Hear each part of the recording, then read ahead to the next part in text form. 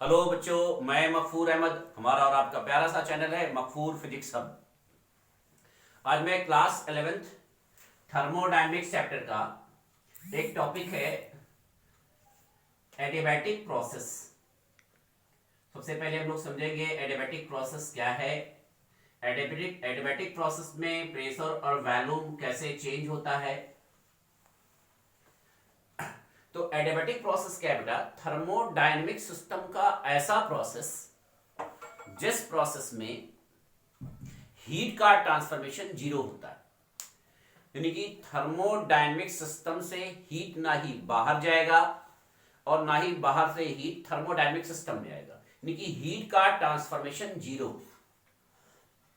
ऐसा सिस्टम जिसमें हीट का ट्रांसफॉर्मेशन जीरो होता है, हीट ना ही सिस्टम से सराउंडिंग में जाता है और ना ही सराउंडिंग से सिस्टम में आता है। हीट का ट्रांसफॉर्मेशन जीरो होगा तो ऐसे प्रोसेस को हम एडियाबैटिक प्रोसेस कहते हैं। एडियाबैटिक प्रोसेस में प्रेशर और वॉल्यूम जो वेरी करता है वो पायसन्स लॉ से वेरी करता है। PV power gamma is equal to constant. Isothermal process previous lecture में हमने एक्सप्लेन किया था। उसमें हमने आपको बताया था कि प्रेशर और वॉल्यूम जो है वो कांस्टेंट टेम्परेचर पर बॉयल्स लॉ से चेंज होता है।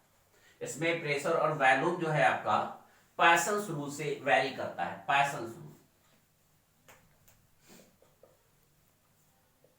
पायसन्स रूल से वेरी करता है। यहां पर जो गामा है बेटा वो सीपी अपॉन सीवी, यानी कि specific heat at constant pressure और स्पेसिफिक हीट कांस्टेंट वॉल्यूम का रेशियो। यहां पर जो गामा है वो सीपी और सीवी का रेशियो। सीपी जो है वो specific heat at constant pressure और सीवी जो है वो specific heat at constant volume. Gamma जो है वो सीपी और सीवी का रेशियो। गैस के दो टर्म के लिए लेंगे तो P1 V1 power gamma is equal to P2 V2 power gamma होगा। गैस के दो टर्म्स के लिए P1 V1 power gamma is equal to P2 V2 power gamma होगा। एग्जाम्पल आप लेंगे तो कल हमने आपको प्रीवियस लेक्चर में हमने आपको आइसोथर्मल प्रोसेस के बारे में बताया था कि जब हम टायर में एयर को फिल करते हैं, एयर पंप करते हैं, तो वॉल्यूम जो है वो टायर का इंक्रीज करता है और टायर जो है वो रोड पर प्रेशर कम लगा रहा है। लेकिन प्रेशर और वॉल्यूम की जो चेंजिंग हो रही है वो स्लोली हो रही है। तो आइसोथर्मल प्रोसेस में प्रेशर और वॉल्यूम जो वेरी करता है वो स्लो प्रोसेस से वेरी करता है। लेकिन अगर हम टायर का हवा निकाल दें, वाल्व खोल के हवा निकाल दें, तो सडनली वॉल्यूम डिक्रीज कर जाएगा और सडनली जो है टायर जो है वो अर्थ के सरफेस पर प्रेशर ज्यादा लगाने लगेगा। यहां पर जो वॉल्यूम और प्रेशर में जो वेरिएशन होगा, वॉल्यूम और प्रेशर जो चेंज होगा सडनली होगा। तो जब सडनली होगा तो ये प्रोसेस हमारा एडियाबैटिक प्रोसेस होगा। एडियाबैटिक प्रोसेस में प्रेशर, वॉल्यूम और टेम्परेचर तीनों आपका वेरी करता है। तो प्रेशर और वॉल्यूम जो वेरी करेगा वो पायसन्स रूल से वेरी करता है। एडियाबैटिक प्रोसेस हमारा जो है वो सडनली प्रोसेस है, जबकि आइसोथर्मल प्रोसेस जिसमें टेम्परेचर कांस्टेंट होता था वो स्लो प्रोसेस। वो आपका क्या है बेटा? Slow process. अब वॉल्यूम और टेम्परेचर में रिलेशन निकालेंगे। रिलेशन बिटवीन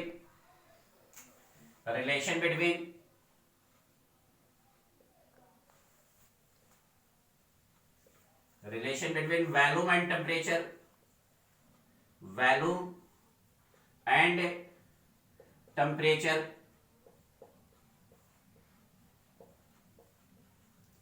इन एडियाबैटिक प्रोसेस। अब आपको बेटा हमने बताया कि PV power gamma is equal to constant होता है। फॉर वन मोल गैस के लिए, for one mole gas ideal gas equation PV is equal to RT होता है। पी आपका प्रेशर है, वी आपका वॉल्यूम है, आर आइडियल गैस कांस्टेंट है और टी एब्सोल्यूट टेम्परेचर है, absolute temperature in kelvin temperature. तो हमें यहाँ वॉल्यूम और टेम्परेचर के बीच रिलेशन बनाना है, तो P is equal to R T upon V कर देंगे और ये वैल्यू यहाँ इक्वेशन फर्स्ट में पुट कर देंगे। पुट इन इक्वेशन 1, तो इक्वेशन 1 में पुट करेंगे तो P हमारा हो जाएगा R T upon V, v power gamma is equal to constant. अब r जो है हम क्रॉस डिवाइड कर देंगे, ये v पावर 1 ऊपर ले जाएंगे, देन हमारा हो जाएगा t v power gamma minus 1 is equal to constant upon r, तो ये पूरा कांस्टेंट हो जाएगा।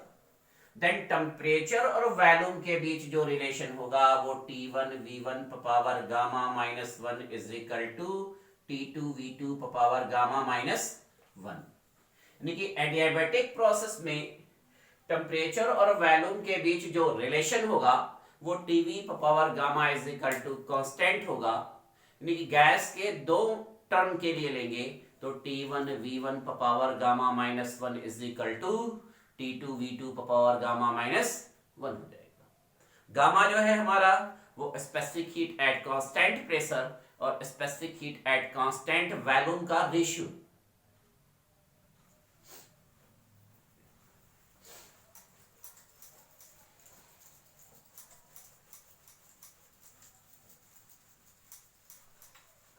अब प्रेशर और टेम्परेचर के बीच भी रिलेशन एस्टेब्लिश करेंगे। प्रेशर और टेम्परेचर के बीच रिलेशन एस्टेब्लिश करते हैं।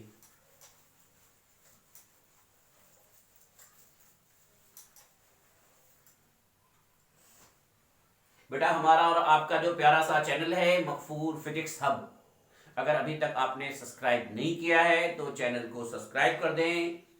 अगर आपको वीडियो पसंद आता है तो लाइक बटन प्रेस कर दें, बेल आइकॉन प्रेस करना ना भूलें, जिससे जो भी हम न्यू वीडियोस अपलोड करें, न्यू टॉपिक अगर हम आपको पढ़ा रहे हैं तो उसका नोटिफिकेशन आपको मिलता रहे। अब relation between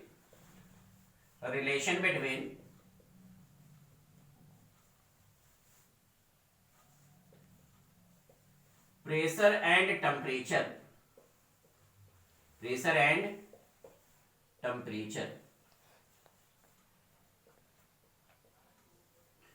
according to Poisson's rule PV power gamma is equal to constant. Pressure volume यहां वेरी कर रहा है, 1 मोल गैस के लिए PV is equal to RT लेंगे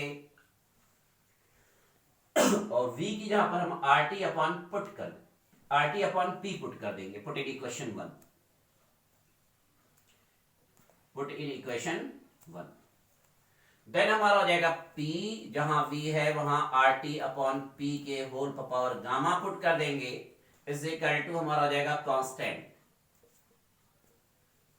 देन हमारा हो जाएगा P T power gamma R power gamma divided P power gamma, ये P power 1 is equal to आपका होगा कांस्टेंट। अब ये r पावर गामा नीचे ले आएंगे तो हमारा हो जाएगा t power gamma divided p power gamma minus 1 is equal to constant upon r power gamma. ये पूरा हमारा कांस्टेंट हो जाता है। बेटा ये पावर गामा हम ऊपर ले जाते हैं तो p पावर 1 माइनस गामा भी कर सकते थे, बट गामा की जो वैल्यू है specific heat at constant pressure और specific heat at constant volume का जो रेशियो होता है वो ग्रेटर देन 1 होता है।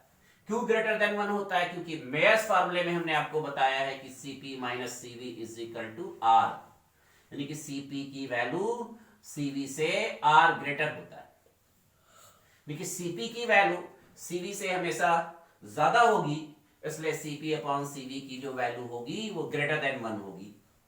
तो अगर आप 1 माइनस गामा कर देंगे तो आपका वैल्यू नेगेटिव में आ जाएगा, इसलिए t power gamma divided p power gamma minus 1 is equal to हम लोग कांस्टेंट ले लेते हैं। अब गैस के दो टर्म के लिए लेंगे, two different temperature two different pressures के लिए लेंगे। एडियाबैटिक प्रोसेस में प्रेशर, वॉल्यूम और टेम्परेचर तीनों आपका वेरी करता है। एडियाबैटिक प्रोसेस में आपका टेम्परेचर भी वेरी करता है, आपका प्रेशर भी वेरी करता है, आपका वॉल्यूम भी वेरी करता है। तो यहां पर जो हो जाएगा आपका T power gamma upon P power gamma minus 1 is equal to constant, यानी कि गैस के दो टर्म्स के ले लेंगे, then T1 power gamma divided P1 power gamma minus 1 is equal to T2 power gamma divided P2 power gamma minus 1। T1 power gamma minus 1 T1 power gamma upon P1 power gamma minus 1 is equal to T2 power gamma divided P2 power gamma minus 1। यानी कि temperature और pressure के बीच जो relation होगा ये होगा। Pressure और वॉल्यूम के बीच रिलेशन लेंगे तो P1 V1 power gamma is equal to P2 V2 power gamma. Temperature और वॉल्यूम के बीच रिलेशन लेंगे तो TV power gamma minus 1 T1 V1 power gamma minus 1 is equal to T2 V2 power gamma minus 1। और temperature और pressure के बीच relation लेंगे तो T1 power gamma divided P1 power gamma minus 1 is equal to T2 power gamma divided P2 power gamma minus 1।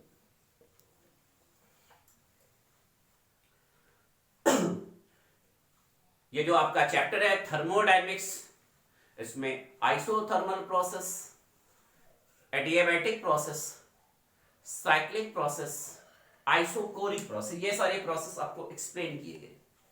Isochoric process क्या होता है? Isochoric process में बेटा आपका जो वॉल्यूम होता है वो कांस्टेंट होता है, चेंज इन वॉल्यूम जीरो होता है।